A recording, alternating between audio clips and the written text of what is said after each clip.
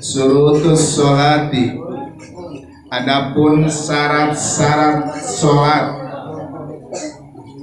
itu tamaniyatun, ada 8. Jadi syaratnya sholat itu ada 8 menurut kitab Safinatun Najah karangan Syekh Sulaim bin Sumair. At-toharatul hadatsaini.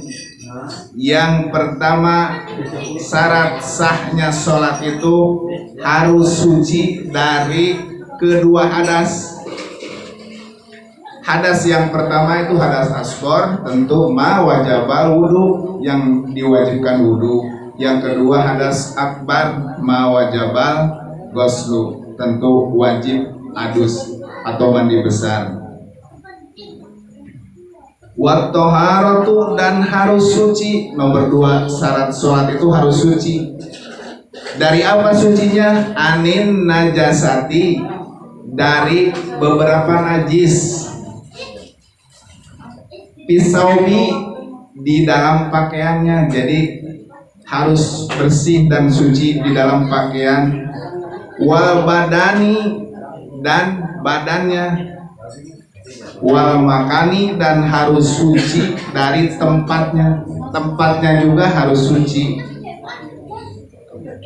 Wasatrul aurat, dan harus menutup aurat.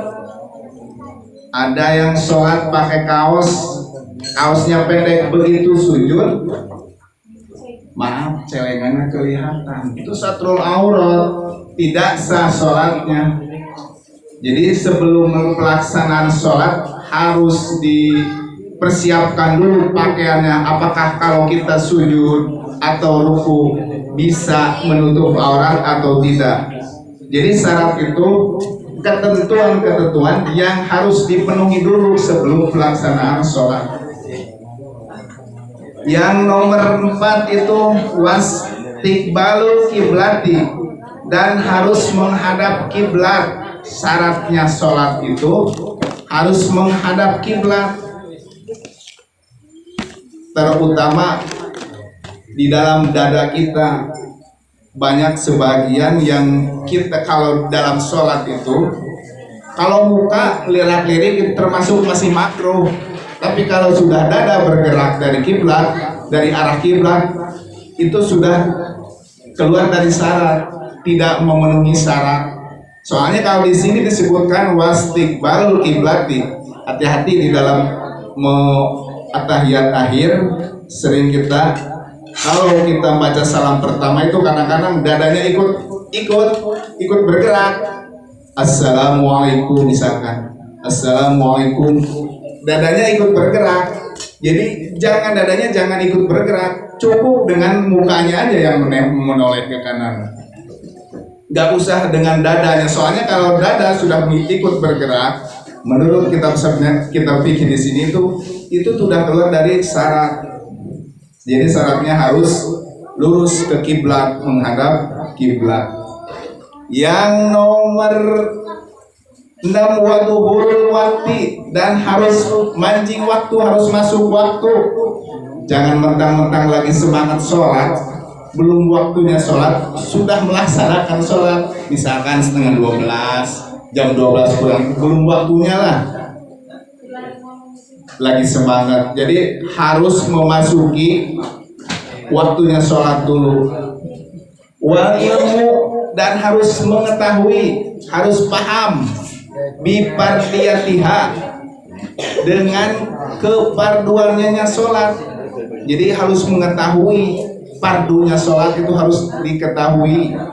Walayatakida, dan jangan meyakini atau jangan meningkatkan fardon kepada satu fardu min furudiha, dari beberapa fardunya sholat itu sunnatun sunat. Jadi jangan meyakini kepada satu fardu dari beberapa fardu yang wajib, yang rukun itu kita menekankan sunat.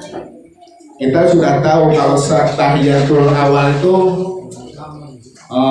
di mana-mana itu sepakat ulama empat itu bermadhab empat itu sepakat itu sunat tahiyatul awal. Tapi dalam sholat tahiyatul awal itu tidak pernah ada yang ditinggalkan. Seakan-akan itu kayak wajib ya. Nah kalau itu wajib kita ditekankan sunat. Nah contohnya seumpamanya itu ya, itu kan sunat. Tapi pelaksananya dilaksanakan kayak wajib, itu tidak apa-apa. Tapi kalau yang sunat misalkan bacaan kunut lah, itu kan sunat. Atau yang wajib gitu, maksudnya yang wajib seperti yang rukun seperti takbiratul ihram. Membaca takbiratul ihram bukan ngangkatnya, kalau ngangkat tangannya itu hukumnya sunat. Tapi kalau membaca takbiratul ihramnya itu kan rukun. Nah kita menekankan, meyakini bahwa itu sunat. Nah itu tidak memenuhi syarat. Jadi harus meyakini, harus mengetahui bahwa yang rukun itu rukun, yang sunat itu sunat. Wa ala yatakida fardhon min furudiha, itu sunatun sunat. Yang nomor 98 wajtinabul mubtilati, dan harus menjauhi al mubtilati yang kepada yang membatalkan sholat. Wajtinabul mubtilati, harus menjauhi yang bisa membatalkan kepada sholat. Jadi syarat-syaratnya sholat itu ada 8.